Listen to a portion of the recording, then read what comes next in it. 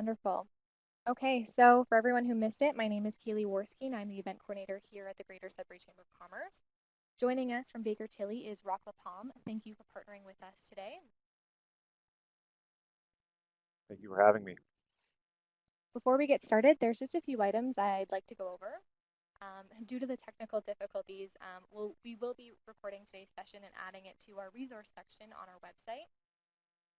And because due to the increased volume, should there be any technical difficulties, please note that we appreciate your patience and thank you for rolling with us. There's also a chat box available, which Rock will be reading from throughout the session today and also leaving time at the end to answer any questions you might have. After today's session, you will receive an email with a link to today's recording with Rock's contact information, as well as his PowerPoint presentation and a short survey. I'll now turn it over to you, Rock. Thank you. Okay, thank you, Kaylee. Thank you for having me. I really would like to thank the Chamber of Commerce for hosting this event, as well as the previous events that they've hosted during this time, including HR issues. I know that's been very helpful for everybody in the community, including myself. I do think that there's another good session coming up tomorrow by Louise Bergeron, who's probably one of the most positive and motivational people that I've had the pleasure of meeting. So I'd probably recommend that everybody attend that one as well tomorrow at 11. Thank you for having me, and thank you for everybody who's attending right now. I see there's quite a few people online here, and so as an accountant, that's probably the most popular that I'll ever be. So again, I appreciate everybody signing on and attending this event. We're going to talk a little bit about the topics that we have up on the screen here. First, cash flow management, we'll just speak about briefly during times such as these, and as well as all the measures that the government has put out to assist business owners and other organizations during this time, including tax filing and payment extensions that are available that you may have heard about, as well as all the new incentives that have been thrown out by the government, not thrown out, but put out there to assist businesses and other organizations at this time. And as we go along, if there are any questions, as Kaylee mentioned, do feel free. There is a chat box at the bottom of the screen. You can post a question there. There will also be a Q&A session at the end of the presentation, and I'm happy to answer questions at that time as well. If you do post a question in the chat box, I just ask that you maybe start off with something along the lines of, with regard to the Canada Emergency Response Benefit, or CERB, or something like that, so I know what the question refers to. That will be helpful. Very briefly now, in times of economic crisis, business owners, other organizations, you want to be mindful of your cash flow, and this is nothing new to you, but I think it's just worth reiterating and reinforcing at this time that you want to be mindful of your cash conversion cycle and how quickly you're converting your production or your receivables into cash, and how slowly you can expend cash and delay payments or reduce payments as well. And so with that in mind, I think everybody has probably already started looking at this, but it's probably easier said than done for a lot of smaller business owners and smaller organizations. And so it's worthwhile repeating. In times such as these, you are going to want to have a look at your service offerings. What can you do to make sure that you're still able to get your product or your service out to the market in times like these? And I think of restaurants who are doing delivery only. I think of lawyers who are now allowed to meet with clients over video in order to do some will planning, which wasn't possible before, and so on. Hardware stores who now offer curbside pickup. You want to look at your business and see what you can do to still get your product to market. Focus on your billing collections and look at every expense item that you have and see wherever possible where you can delay payment or reduce the payment. Consider, do you need to make that capital expenditure right now? Can your lessors allow you to defer payment to a month or two down the road? I would say it's worthwhile contacting everybody and doing everything that you can at this time. We don't get into talking about the banks and what they're offering in this presentation. As I'm sure most of you are aware, a lot of the banks are offering some pretty decent relief in the form of reduced interest payments and principal postponement at this time. So even if your business or organization is doing okay at this time, I think it's prudent to be in contact with your financial institution, your bank, your credit union, and see what relief they're offering or see what additional lines they're offering at this time just to prepare yourself should the need arise. Uh, every time you do something like this, though, with all of this in mind, always be mindful of the long-term impact of anything that you do on your business. And the last 2 points here, what we're going to be talking about today and focusing on is tax deferrals that have been made available and what hasn't been done or what hasn't been deferred, as well as the government incentives that you keep hearing about in the news and all these new acronyms that are very confusing to most people, including myself, but we're going to do our best to make some sense of them today. So the first filing deadline extension that was provided, as you're probably all aware, is your personal tax returns. For most individuals, your T1 individual income tax return is due April 30th, and normally you have to pay by that date as well if you owe any balance, and that's been extended to June 1st. For anybody who's a sole proprietor in the audience, your filing deadline is normally June 15th, and that hasn't changed, unfortunately, but you do have an extension to pay now. Everybody has an extension to pay any balance owing with their tax return or any June 15th installment payment. You can actually take up until September 1st to pay that balance without incurring any interest charges. So some welcome relief from the government there. And even though there's an extension to file to June 1st, if you do have a refund coming to you, I think it's worthwhile mentioning that you should not delay and not wait until June 1st to file. If you have a refund coming, you should just file as soon as possible. For our business owners, nonprofits out there who are incorporated and normally have to file within 6 months of the year-end date, there's been an extension to June 1st for any year ends of September, October, or November that would otherwise fall up until May 31st. You have until June 1st to file for a corporate year end of September 30th, October 31st, or November 30th. For December 30th year ends, 31st year ends, no extension has been provided at this time. You're still having to file your tax return by June 30th. However, corporations can also take advantage of the payment relief that the government's provided, just like with individuals. You have until September 1st to pay. Again, any balance that becomes due or installment that becomes due from March 18th until that date can be all paid at once on September 1st, and you won't incur any interest. So some more welcome relief there from the government. Quickly now, trust returns have been extended to May 1st. Those would have otherwise have been due March 30th this year. And for those who are structured as a partnership where your return would have otherwise been due March 31st, it is now due May 1st. You do have an extension there as well. For any charities in the audience, you would normally have to file your T3010 charity return by 6 months after year end. There is an extension that's been provided if your return becomes due after March 18th.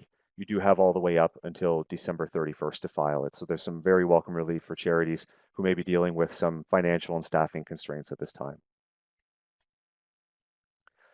So it seems like there's a lot of relief being provided, a lot of extensions that are being provided. With that, the government has extended GST, HST, and QST remittances as well. So if you have a GST payment that becomes due, if you're a monthly filer, you have a payment that is due at the end of March for February, for example, and likewise for March and April, you have payments that are due the following month. Those payments can be deferred. So some very welcome relief there. You can take up until June 30th to remit that HST to the government without any interest being incurred. So very welcome relief. It's important to note, though, that the government did extend the payment deadline, but they did not extend the filing deadline for your HST return. So I would still recommend, wherever possible, that you do file your HST return on time, because in theory, there could be a late filing penalty, even though interest wouldn't be charged if you take until June 30th to pay. However, for Quebec QST, for those in the audience who do have to file a QST return, the extension to June 30th is for both filing and payment.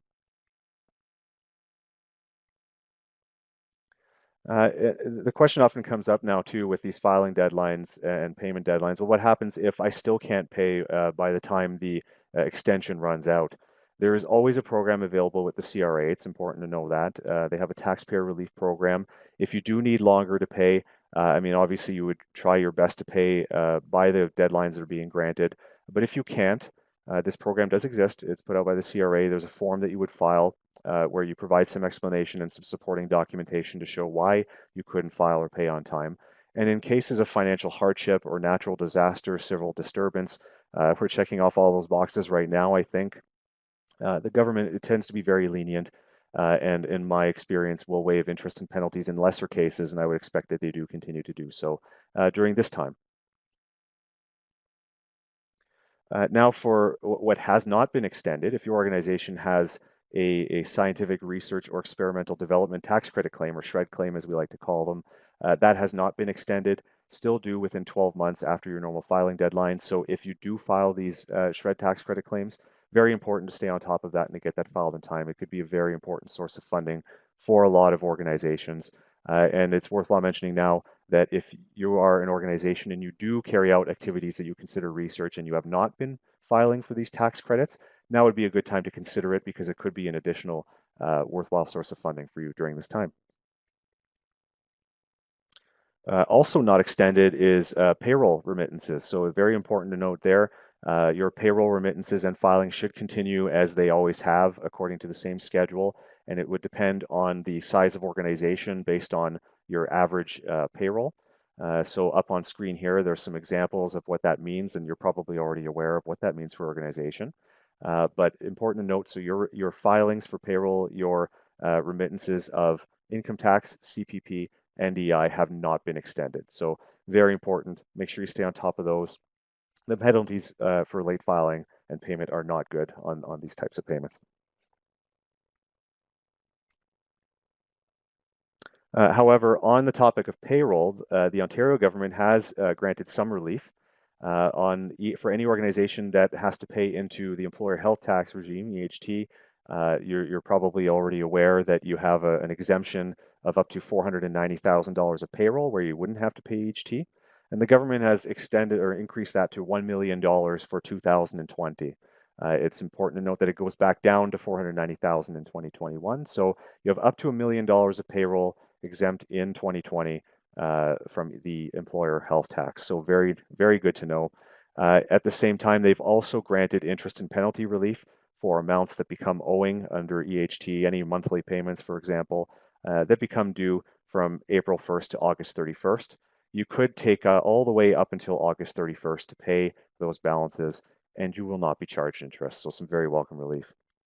And this also applies to certain other Ontario taxes. So for some of you, you may have to pay into fuel and gas taxes, for example.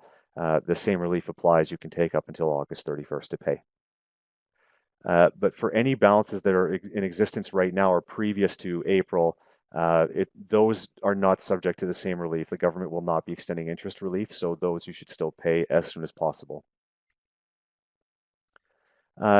WSIB has also granted some relief, so there's some very welcome relief there as well. Same period as for EHT, so anything that becomes owing from the end of March up until August 31st, you can take until August 31st to pay. And so some examples of that are on screen if you're a monthly filer. All of these monthly filings from the end of March to the end of August can be made. The filings can be done August 31st, and the payments can be made on August 31st, and you won't be subject to penalties and interest. So some very good relief. And just like EHT, no relief, unfortunately, for balances that are currently in arrears. So if you're already late for February, for example, you should make that payment as soon as possible. So that's the filing and payment extensions in a nutshell. So there is relief almost everywhere, thankfully, other than for payroll. Just keep that in mind. Now on to the government incentives, and this is where I find that I've been having a hard time keeping up, even though it's my job to keep up on it, and mainly because it seems that the government has been making changes daily. In fact, sometimes multiple times per day. There were some changes announced this morning, and I had to update my slides, and I'll mention that as we go along. Also, just because of the number of acronyms that are being thrown out there, so you'll see. There's a Canada Emergency Wage Subsidy, that should be CEWS on the screen, not CWES, CERB or CERB or CEBA, and it gets confusing. We're going to walk through each of these different government incentives and subsidies at a high level. And if you have any questions, again, feel free to post them in the chat, and I will do my best to get to them either while we're presenting or if not at the end of the presentation. The first subsidy that was announced is one of the very earliest subsidies that was announced, and the government hasn't changed this one so far. They haven't taken it away, and it's this temporary wage subsidy. In a nutshell, what it is a 10% wage subsidy subject to a maximum of $1,375 per employee or $25,000 per employer. And it's for wages that are paid from March 18th to June 19th, 2020. And the way that you interpret that is if you had paid a wage on March 18th, for example, even though it relates to salaries or wages that were earned by your employees in days previous to March 18th, it still qualifies for the 10% subsidy because it was paid on March 18th. Likewise, if you have a payment that's after June 19th for salaries and wages that were incurred before June 19th, it would not qualify. So your payroll date is what matters here when claiming this subsidy. It applies to a number of different taxpayers, so individuals, small businesses who have a business limit. And if you're not sure what that means, then you could ask your accountant whether you have that. And I think it covers many businesses in Sudbury, other than the largest ones. Partnerships can qualify, as well as certain nonprofits or registered charities. And there's no need to prove that you've suffered economically or financially as a result of COVID-19 in order to qualify for this subsidy. It's pretty straightforward compared to some of the other things that we're going to go through. The way that you get it is that there's no application process. It's an automatic subsidy. You get it by reducing the remittance that you make to the government for your payroll for each remittance that you need to make. And so here's an example of how it works. If you had 5 employees and each one had a $2,000 biweekly payroll, and you make that payment next week, and so it's $10,000 of total wages paid. And let's say that you would normally withhold $2,500 of tax and remit that to the government. You exclude CPP and I for this purpose. You only look at the tax. The subsidy is 10% of that gross payroll, so $10,000. And what that means is that you could reduce your remittance of tax to the government by that $1,000. So instead of sending them $2,500, you send them $1,500, and you keep the $1,000 in your pocket. So some questions that we often get on this: is it taxable? Yes. So unfortunately, like most funds that the government hands out, this subsidy would be taxable. So although you get to reduce your payroll remittance, at the end of the year, your accountant will include that in your tax return or your corporation's tax return, depending on how you're structured.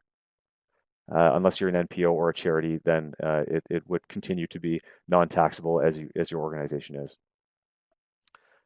Do my employees get credit for the tax that's withheld, even though not all of it's sent to the government? And the answer to that is yes.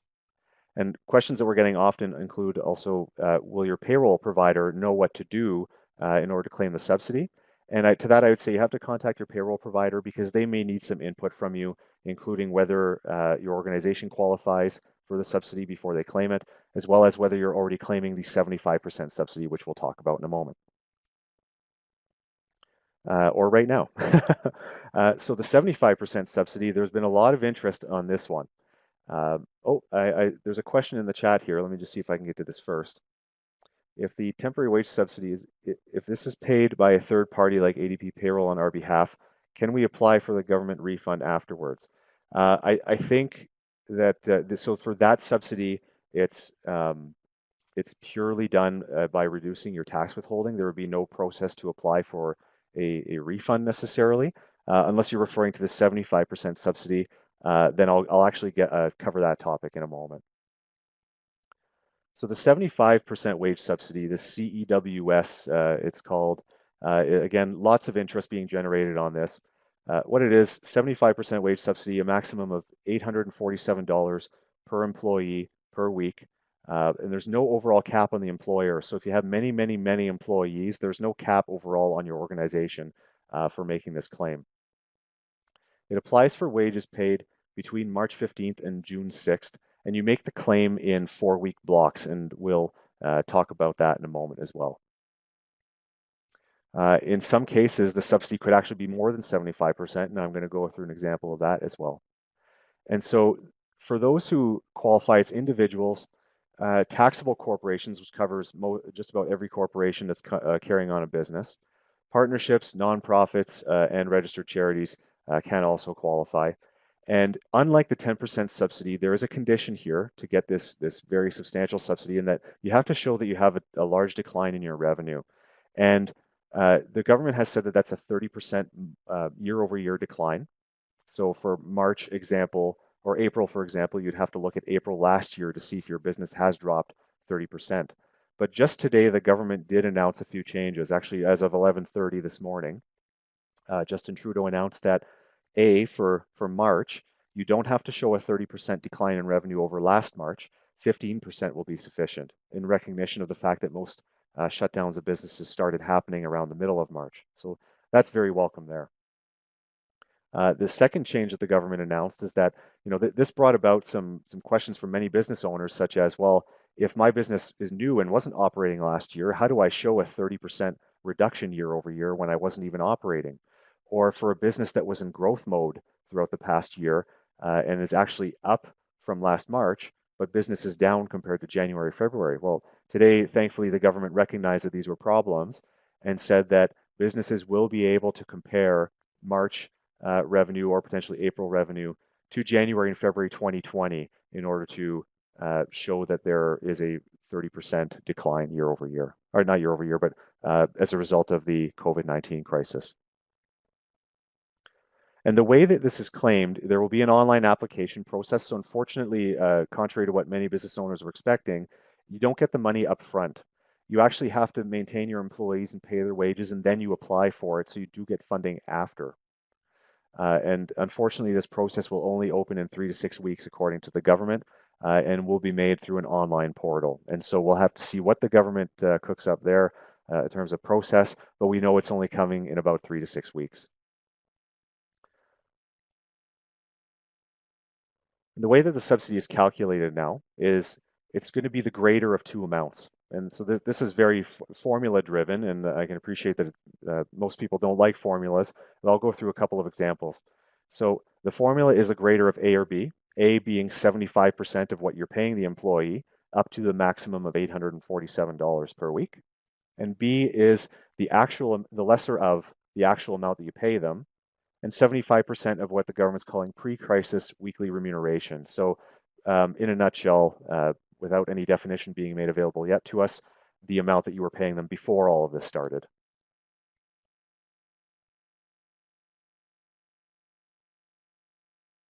And I do see questions. I will get to them shortly. We'll have a small Q&A section specific to this subsidy at the end of this section. So to illustrate how the subsidy works, let's say that you have an employee who was earning $40,000 a year annualized before this all started, and continues to earn that same amount annualized. So again, the same weekly salary of about $769. Well, when you work through the formula, you take the greater of the two amounts, the greater of 75% of what you're paying them now, and 75% of pre-crisis weekly earnings and the actual amount that you're paying them now. And so the way the formula works, it works out perfectly. You get 75% subsidy of this employee's $769 weekly wage, which is $577. So the formula works as intended. The interesting thing to see here, and I don't recommend that everybody jump out and do this, and I'll explain why, is if you do pay your employee less, either however that's structured, if it's a reduction in salary, a reduction in hours, than what they were earning before the COVID-19 crisis began, the way that the formula works is that you may actually get a subsidy of 100% of what they're earning now. And again, I'd caution everybody here not to necessarily reduce hours or pay without any thought, because as you probably learned if you attended last week's session on HR issues, or what most labor lawyers will tell you, is that doing so may be considered a constructive dismissal and may bring about termination pay and things like that. So this is just for illustrative purposes. If you do have to reduce hours or pay, or if you have a business that is seasonal or cyclical, or where employees are paid hourly and are part-time, it may happen. Likewise, just a couple of examples here to illustrate that, and these will be available in the slides that are circulated later. But if you do have an employee who makes more now than before the crisis began, if your business is booming, that the subsidy could be 75% of what they're earning now. It's a possibility. And again, in this example, we have somebody earning $50,000 a year, and therefore the calculation works out to less than the maximum of 847 per week. Or if you have somebody who's earning substantially higher than the maximum amount of 847 per week, then you still are capped at the maximum. So that represents less than a 75% subsidy, unfortunately. So I'm going to get to the questions I have on my slides here, and then I'll see if I can quickly get through the questions that are popping up in the chat here. The questions that we get often are how must the decline in revenue be measured? So we're told that for March, we have to be down 15% of revenue in order to qualify for this subsidy, and for April and May, it's got to be 30%.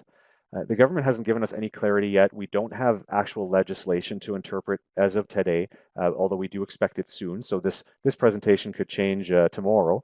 But the government has indicated that you would follow a normal accounting method. So what your accountant does in recognizing revenue, or presumably what your internal bookkeeping might reflect. But it may not be based on cash inflow, for example. It may be based on when your revenue was earned. So if you sold, a widget, a photocopier, whatever it might be, but you issued that invoice before the end of the month and you collected on it after, that revenue probably gets counted in the month that you invoiced. And you exclude revenue from non-arm's length parties, so other related entities to you. How would a charity or NPO measure the 30% decline? The government has provided some clarity on that today. They said that the charity or the NPO would exclude or include government subsidies at their option. So you could do one or the other in order to determine whether you've met the 30% decline. For a new business, the government did provide clarity on that today. If you were, say, recently in business as of the middle of last year and you don't have a March 2019 to compare to, you could use a reasonable benchmark or January or February of 2020 to compare your revenue decline to see if you meet the 30% decline required to qualify. Other questions that we get often are, how will this pre-crisis weekly remuneration be calculated? Because again, part of the formula is dependent on what the employees were paid before March 15th, 2020. And at this point, we're lacking clarity on that, but we'd expect that it would be some sort of average of the last 52 weeks of earnings of that employee, possibly taking into account things like bonuses. But the government has said things like severance pay and vehicle benefits won't qualify in that calculation. One other question that we often get is, what if I already claimed this 10% subsidy that we just talked about before? Well, the government has said you can't get both subsidies, unfortunately. It'd be nice to get an 85% subsidy, but that's not the case. They said that if you've already claimed the 10% subsidy and then you realize you do now qualify for the 75% subsidy, when you make the application for your new 75% subsidy, you'll have to reduce it by the other subsidy that you claimed before on your payroll remittances. We get a lot of questions about how can we maximize the subsidy, including for business owners, understandably wanting to see how they can get the subsidy for their own pay. And to that we say you are definitely eligible as long as you were earning a paycheck before the crisis began, because you would be limited to the amount of your pre-crisis earnings. And I would caution people there, because I don't know what the government's getting at, but they have repeated a number of times in their news announcements that they don't want to see abuse of this subsidy, and that they're considering penalties of fines or even imprisonment for people who try to take advantage and, let's say, pay wages when people weren't actually working. I don't know what they're concerned about precisely, but just be careful there. However, with that said, if you qualify for this subsidy, I would encourage everybody who's eligible to make a claim for it once the process opens up in 3 to 6 weeks. Another question we get often is it taxable? Yes, it is, just like the other one. And another question we're also getting is, for a particular employee, could I, considering in a 4-week period, pay them a wage and then lay them off, and then they can go and claim another benefit like the CERB that we're going to be talking about? Unfortunately, no, there's a no double dipping rule that the government put in place here that says that if in the same 4-week period an employer received a wage subsidy, the employee is not also eligible for the $2,000 per month CERB.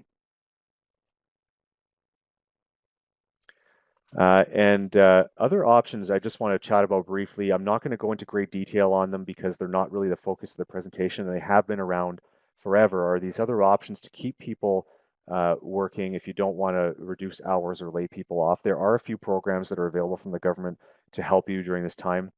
The first is called an EI work sharing program. So this is where you have a group of employees and you don't have enough work for all of them to keep them all busy. You do have the ability to register for this work sharing program with Service Canada. And what it allows you to do is reduce everybody's hours to keep them working, but at a lower cost to you. And the EI system will top them up.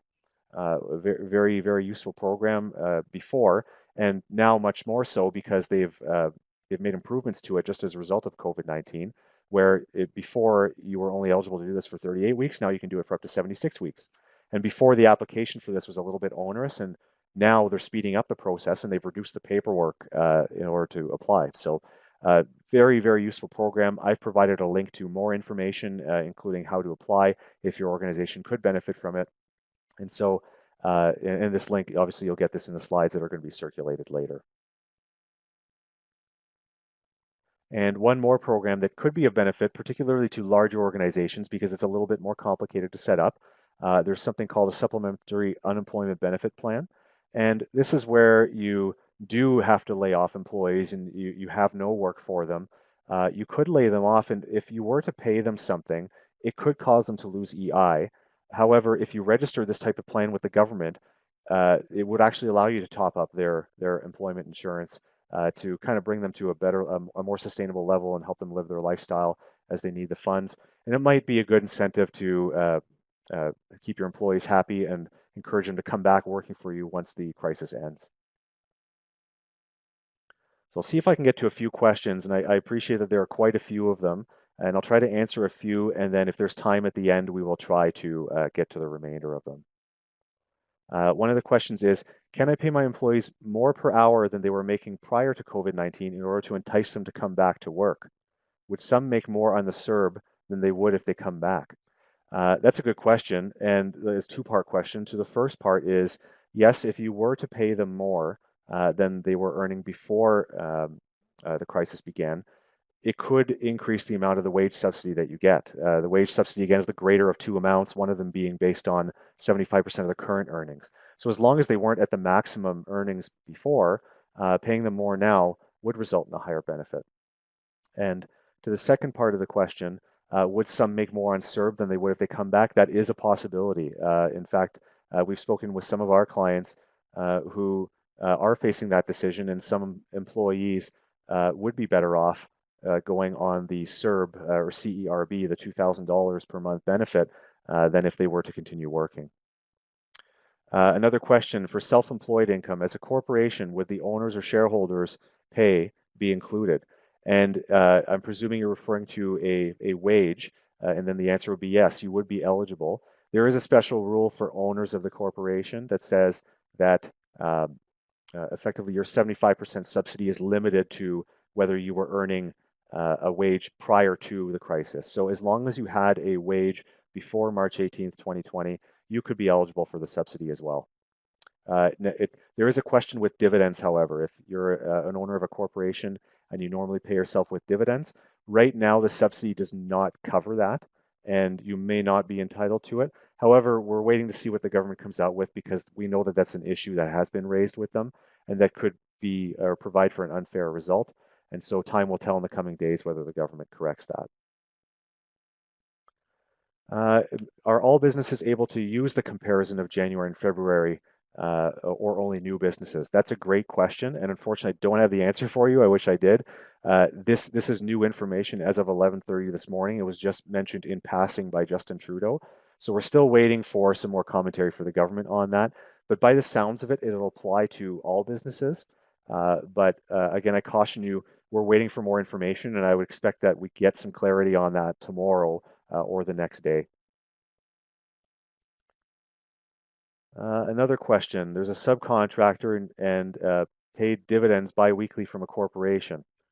We're not sure whether it would apply for government funding. I think I may have just answered that one. So at this point, it's unclear. However, I'm cautiously optimistic that the government will hopefully allow business owners to claim the wage subsidy for amounts that are paid as dividends in lieu of wages to an owner manager. However, time will tell. And I think, and I do apologize, just because I want to stay on budget for the time, I'm going to hold off the other questions until the end.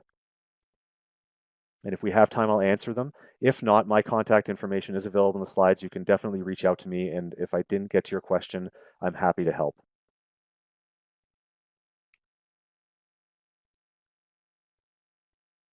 So now for this emergency response benefit, the CERB, or the CERB as we like to call it, this is the $2,000 benefit for every 4 weeks.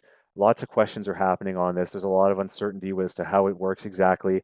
What I can say is that the process for application did open up 2 days ago, if you weren't already aware, and I'll go through the process for that. It's kind of like EI, but it's primarily intended for people who didn't qualify for EI. However, now it's basically taken over and it encompasses the EI system. So if you are eligible for EI, you're still going to get this benefit instead. I'll go through the application process in a moment. So who qualifies for it? You have to be at least 15 years old. You had to have been employed or self-employed, and you have to have stopped working for reasons related to COVID-19, and we'll talk about what that means. The government says that you can't have voluntarily quit your job. If you did, then you wouldn't technically qualify. You have to have at least $5,000 of income from employment or self-employment or maternity or parental benefits under the EI program. And the government has indicated that they will now consider dividends paid from your corporation, non-eligible dividends specifically, to qualify as meeting this requirement. If you remunerated yourself with a dividend, you could potentially qualify as long as you meet the other criteria.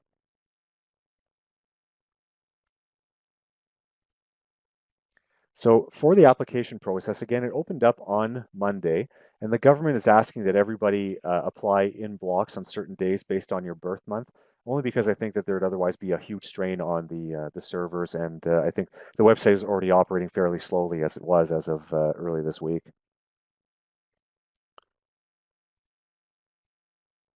And so the process, as for how you apply, there's two ways. The first way is a 1-800 number. It's actually 1-800-959-2019, I believe. And good luck with that, I would say, if you plan on calling, because you probably won't get through.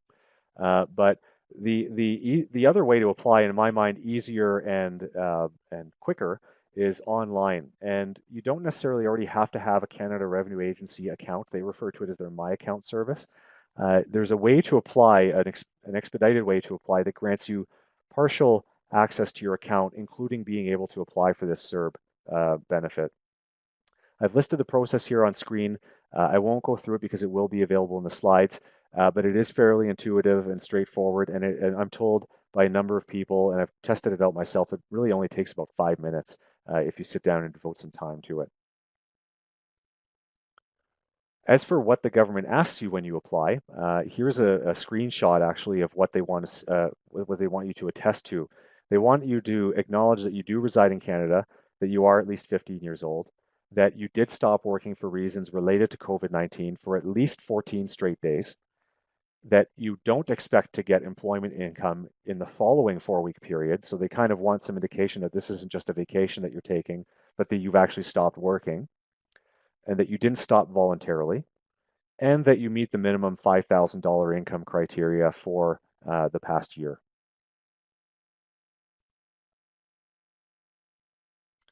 So some questions that we get on this benefit here, and again, I do see quite a few questions coming in, and I want to remind everybody, I will stick around as long as it takes at the end of the presentation to answer all of them. But if I don't get to your question, my contact info will be on screen, and you can definitely reach out to me, and I will answer your question. So the questions we get on this benefit, so is it taxable? It is, just like employment insurance is. This benefit is taxable as well. I do want to remind everybody, though, it's the government said they won't be withholding tax from the payment. So it's a $2,000 payment every 4 weeks, free and clear.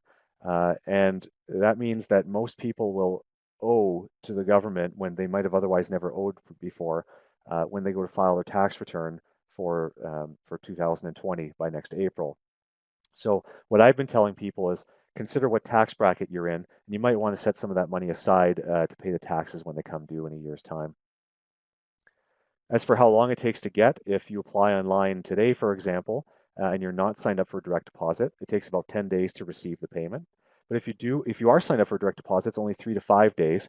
And a lot of people don't know this, but as of this past week, most major banks and credit unions have a easy direct deposit sign up process with the CRA directly through your online banking. You'll probably notice a link if you sign into your online banking that your financial institution is allowing this now. The common question here, and we don't have absolute clarity on this yet, is what does it mean to stop work for reasons related to COVID-19? And going back to Sunday evening, actually, when I was working on the first version of this presentation, the government said that you have to stop working, no question. A minute of work would throw you offside, you wouldn't qualify. And as of Monday, the government said, okay, well, that might be too strict. We understand that many business owners have to go into the office, for example, even if their storefront or their operations are shut down.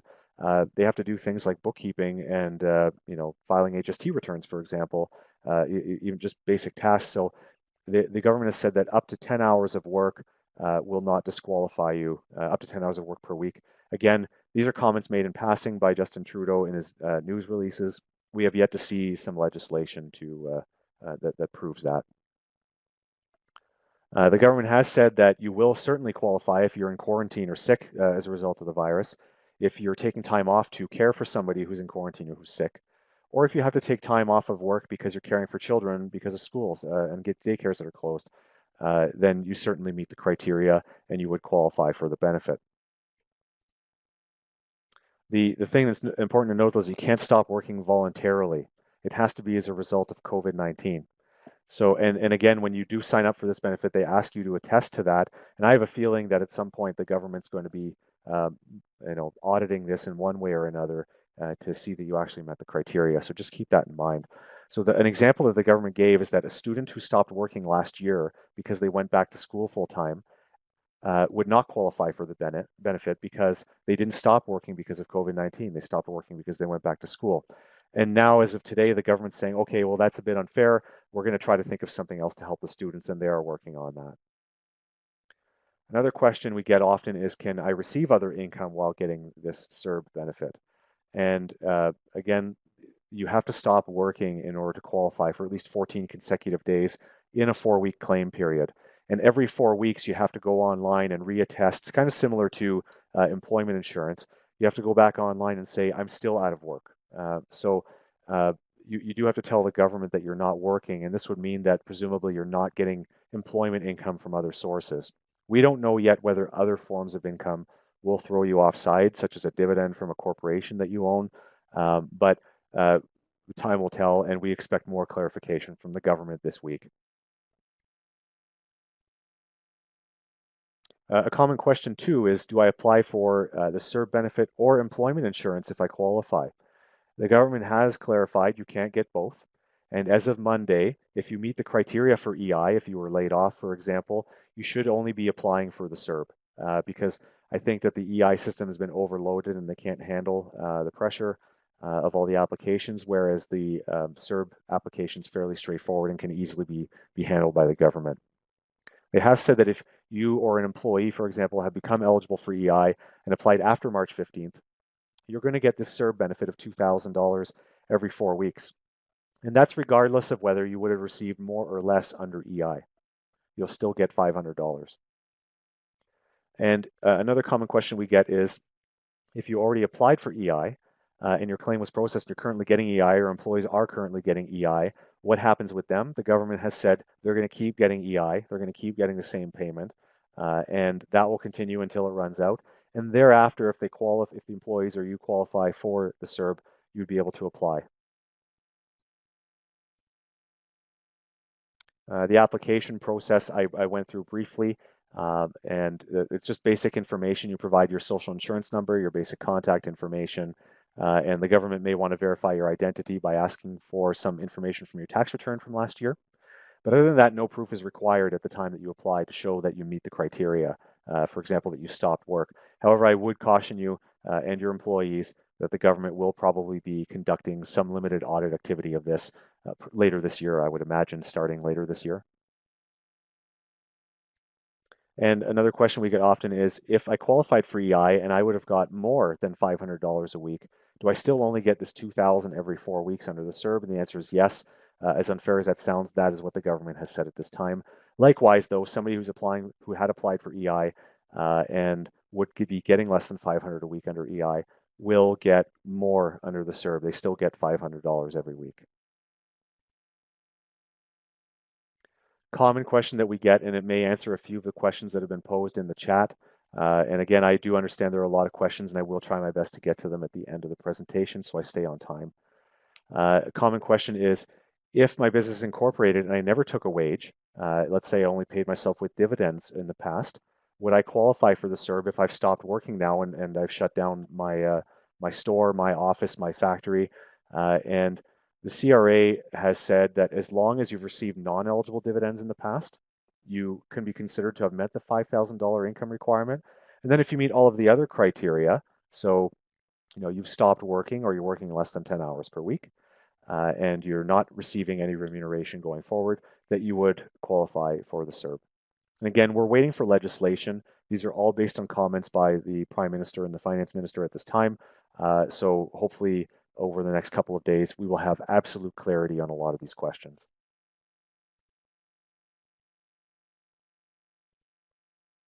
We'll move along now to this Canada Emergency Business Account. And so what this is the $40,000 loan that you may have heard about that's partially forgivable. So there's a very nice feature to this loan. I wish our banks would do that for us more. If there any of the bank managers are online. What this is, again, $40,000 loan, and the way it's going to be structured is that it starts off as a line of credit that your business can draw on. And at the end of the year, it's going to be converted into a 5-year loan that remains interest-free up to the end of 2022. So that in itself is a nice feature. However, if you pay off 75% of the balance of the principal balance by that time, by the end of 2022, the government's going to forgive the remaining 25%. So there's an awesome feature, especially if you're able to get the full 40 and you only pay back 30,000 by the end of 2022, the $10,000 will be forgiven by the government. So in order to apply, you have to go through your bank or your credit union. They will be able to tell you whether you qualify. The government is working very closely with all the financial institutions right now. All we know so far, or all we know with certainty so far, is that you have to have had payroll in 2019 of between $50,000 and $1 million to qualify. At this point, we're not really clear on whether multiple companies in a group can get multiple loans or multiple forgivable loans. That would be very nice. But some clarification, I think, is going to be coming through your financial institution in the coming days. So if you're interested in this, do speak to your manager at your bank or credit union. The Business Credit Availability Program is something worthwhile mentioning, and at first it just sounds like an additional loan or financing, so nothing special about it. On top of the fact that all of the financial institutions are currently offering lower interest rates and principal postponements on your existing credit. For those business owners and other organizations who are stretching their credit to the limit, and your financial institution otherwise wouldn't be lending you any more money, but maybe you need it to get through this next little stretch. The government has opened up $65 billion of lending through the Business Development Bank of Canada and Export Development Canada. And the way that you can access it is by speaking with your financial institution. They prepare the application for you and work with the government and with BDC and EDC to help you access those funds. So if you're in the situation where the bank is not willing to grant you or extend you more credit, then consider speaking to them about this. Very great program. We've heard that the interest rates are as low as 2.8% and that the first 6 months worth of principal can be postponed. So again, speak to your bank if that's the case.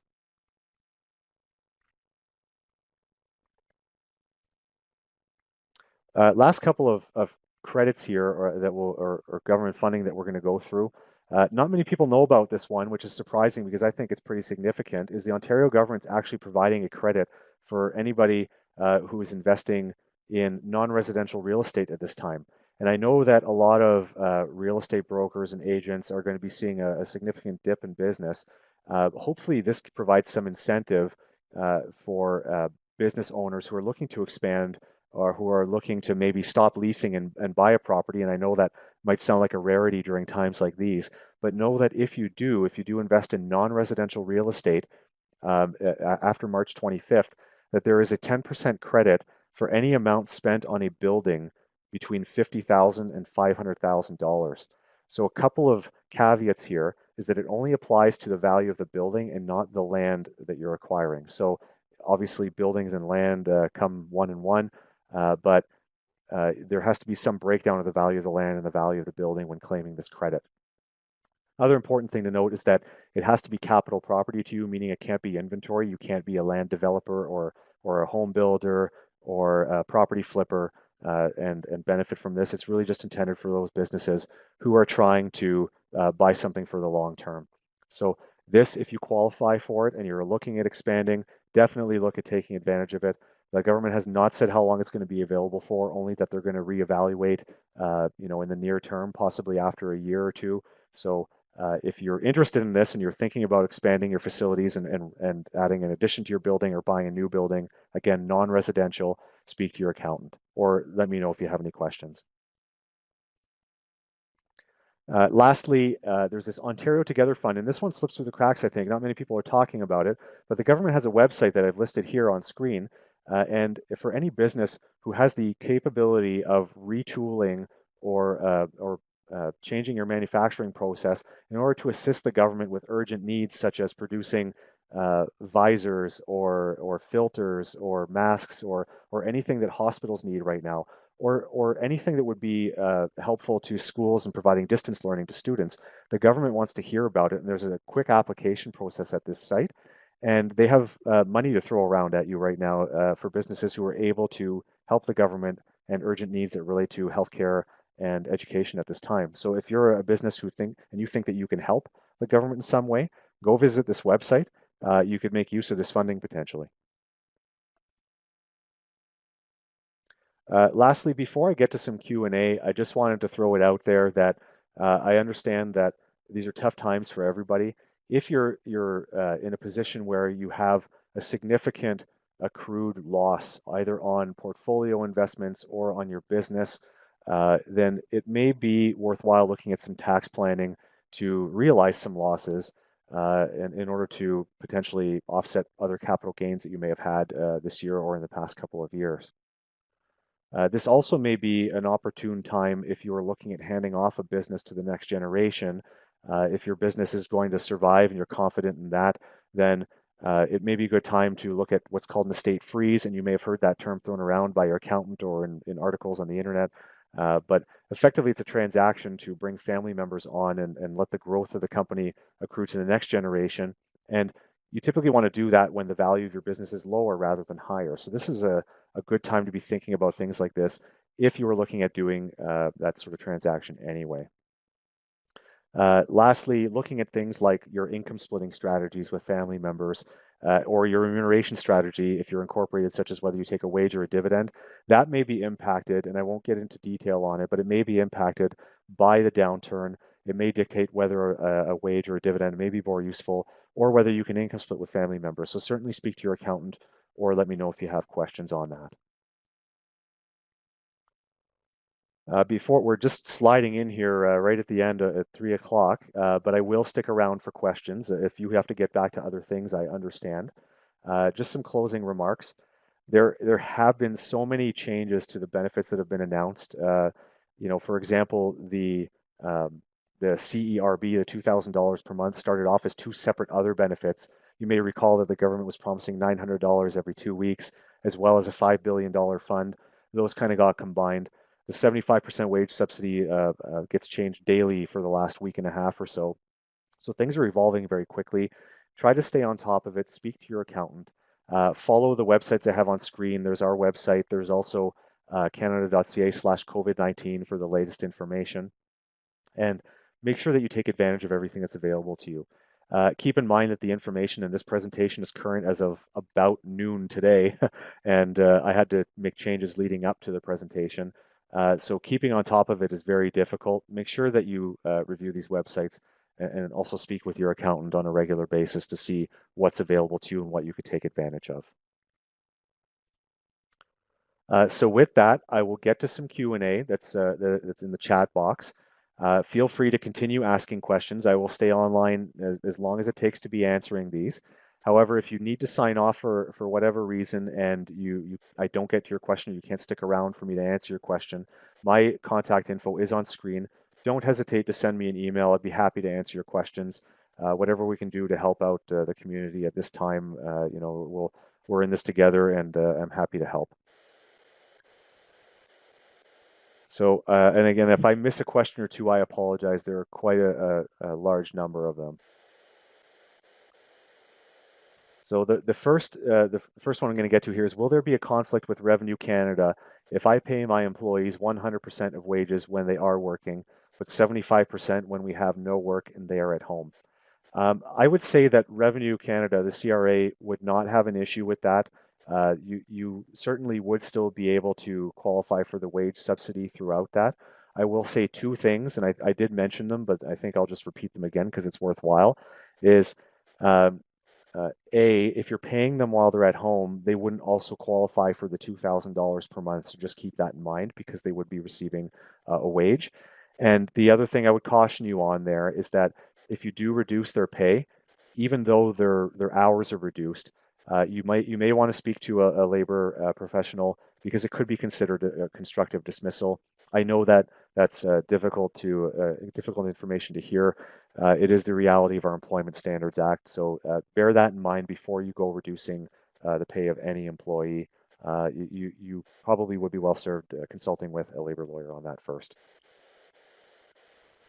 Another question is, we operate two businesses. What happens to us? Do we lose our total revenue for May and on? Well, to that I would say, if you lose all of your revenue, you certainly would qualify for the wage subsidy. But with that said, if you're losing all your revenue, and I'm presuming that you're sending employees home, you don't get a wage subsidy if you don't have wages. But by the sounds of it, if if you're not getting paid and you're not paying yourself from your business, assuming you're incorporated, then you probably would qualify for the CERB, the $2,000 every 4 weeks, and your employees may as well. Another question, as a not-for-profit, we're losing an event in income in June. Can we claim? At this point, the wage subsidy, it's only been indicated that you're looking at revenues from March, April, and May for wages that are paid for periods that begin and end in those months. Nothing has been announced for June yet. However, I would expect that, and in calculating your decline in revenue, you probably can't include that loss of revenue from an accounting principle standpoint in March, April, or May. However, I would say speak to your accountant on that. But with that said, too, the government could be extending these wage subsidies and other programs into June, July, possibly if the economic downturn continues. So I would say don't act on that yet, but you may have some relief coming to you. Another question, for the temporary wage subsidy versus the 75% subsidy. For the temporary wage subsidy, which is the 10% subsidy, the payroll date is the important date. But for the 75% subsidy, the revenue matters to decide eligibility. How does the payroll date affect it? The payroll date definitely is still relevant. For the 75% subsidy, there are 4-week periods of, and I believe, don't quote me on this, I don't have it open in front of me right now. I can flip open to it right now. But there are 4-week periods, and during which you have to have payroll. And if you have payroll in those periods and it's paid, then you would qualify for it, but you also have to have the 30% decline in revenue. So for example, I'm just pulling it up here. For the 75% subsidy, you have to look to wages paid between March 15th and April 11th. And for those wages, you look to the decline in revenue in March to determine your eligibility. So again, the payment period is any wages paid from March 15th to April 11th. And as long as you meet the decline in revenue for March, then you would qualify for any wages actually paid in the period of March 15th to April 11th. For a non-arm's length employee, should I maximize my payroll to get the maximum subsidy and take whatever else I need in dividends? So what I'll caution you there on is that for the 75% subsidy, for a non-arm's length employee, you are limited to your pre-crisis earnings. So for example, if before March 15th you paid yourself a salary of $50,000 per year, and now you say, oh, I want to maximize the subsidy, so I'm going to bump my salary to 100,000. The government's not going to allow that. They've put a special rule in place to prevent that. You're going to be limited at whatever you were getting paid before. And at this point, if your pay before March 15th was only dividends, it's not clear that you'll get the subsidy. In fact, the way, as we understand it right now, you would not qualify if you only received dividends. But we're hopeful that the government changes that. Uh, Again, I do apologize. I'm trying to cover off every question I can, and I apologize if I don't get to them. If I miss your question, do send me an email. For the 75% wage subsidy, can the business still compare March 2020 revenues to March 2019 revenues, or must they be compared to February 2020? No, you definitely can compare to March of 2020. Another question, an employee is laid off and he applied for EI. Then I rehired him when this subsidy was announced, so he never finished doing anything else with his claim. Today he got $2,000 deposited in his account. What does he do to return this? That's a very good question. I unfortunately don't have an answer with you because we're trying to find that answer out for ourselves with a few of our client scenarios. What I would say is that if he qualifies for the 2000, meaning that from the period of March 15th to April 11th, he did stop working for 14 days and didn't expect to be rehired, he probably still qualifies for the amount and would get to keep it. However, if he did get to keep it, keeping in mind this CERB doesn't jive with the 75% wage subsidy. So the government has said if an employee receives the $2,000, you as a business owner, as an employer, can't claim the 75% wage. So he possibly could be entitled to it.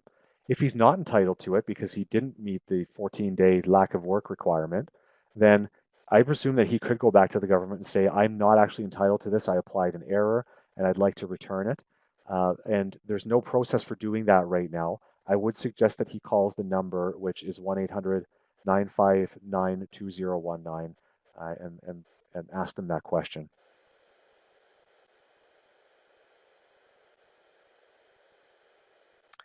Another question, let's see here. Looks like that eligibility for the CEWS, which is the 75% subsidy, will be limited to employees that have been without remuneration for more than 14 consecutive days. That's incorrect. So the 75% subsidy is available to all employees. So whether you continuously employed them since the crisis began, or whether you had laid them off and called them back, that is available to them. The CERB, the CERB, and these acronyms get confusing, but that's the $2,000 benefit every 4 weeks. Certainly that one there, they do have to be without work for 14 consecutive days and without pay as well. Another question, if payroll is above 1 million, I do not qualify. So I presume that's with respect to the $40,000 forgivable loan. That is our understanding. The government has said that if the payroll has to be between 50,000 and $1 million in order to qualify. So with that said, speak to your bank. They are the ones working, or your credit union, because they're the ones working closely with the government at this time to iron out those criteria. Another question on that $40,000 loan is, can we include T4A along with T4 info to reach the $50,000? Unfortunately, I think the answer is no. Again, I would say speak to your banker. But from the information we have received from the bank, for example, I've got the criteria from RBC and CIBC, and they've indicated that the criteria to be between 50,000 and 1 million is based purely on your T4 summary that was filed for 2019. So I do not believe that you get to count subcontractor payments or possibly other amounts on the T4A in determining whether you meet the condition.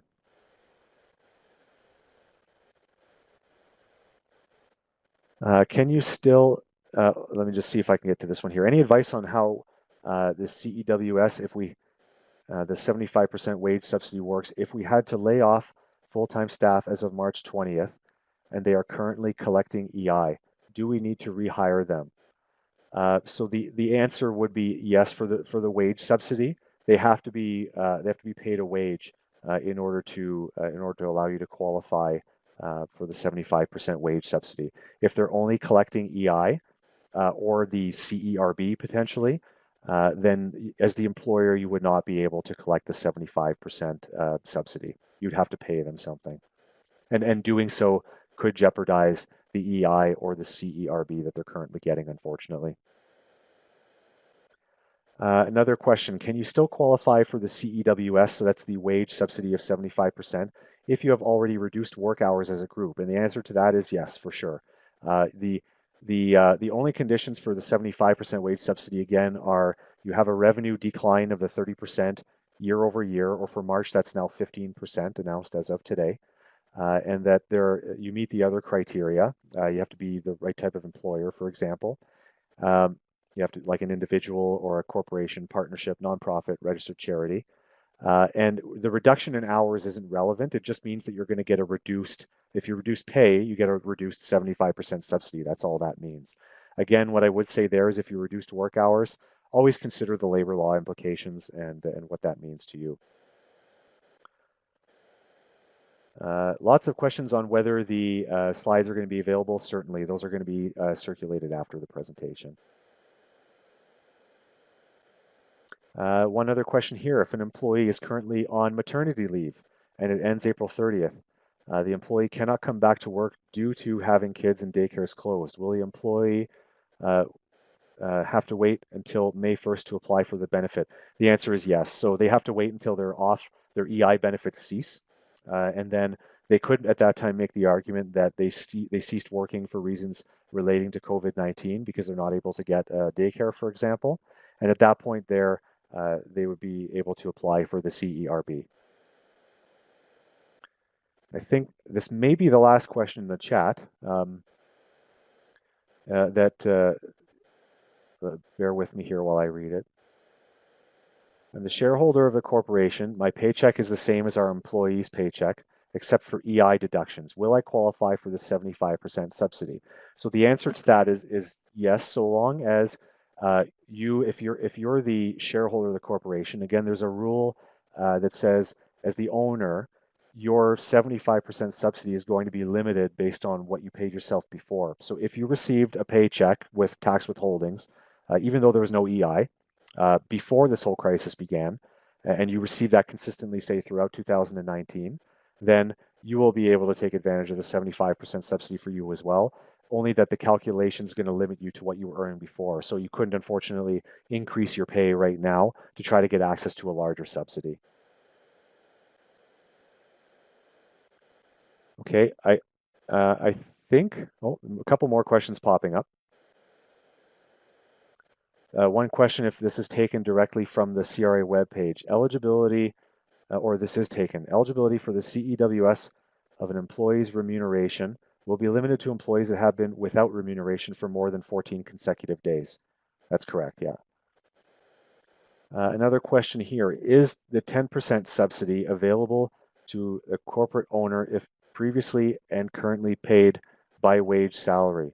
So yes, so the 10% subsidy is a lot easier to meet than the 75% subsidy, albeit a lot less lucrative, but a lot easier to meet. Most people will be able to take advantage of it. For example, there's no requirement that you were on a wage before the crisis began. You could just start paying yourself now and qualify for the 10% subsidy. Likewise, you don't even have to prove that you had a decline in your business because of the COVID-19. Your business could be booming, in fact, and you could still qualify for the 10% subsidy. You're welcome, Don. So that's it for the questions in the chat. Again, I think Kaylee wants to speak, but all I'll say is thank you very much for attending. Again, I'm thankful that there's so much interest in this, and I want everybody to take advantage of what they can and the relief that the government's providing. If I didn't get to your question, if I wasn't clear because I was pressed for time, then do feel free to reach out, and I'm happy to help.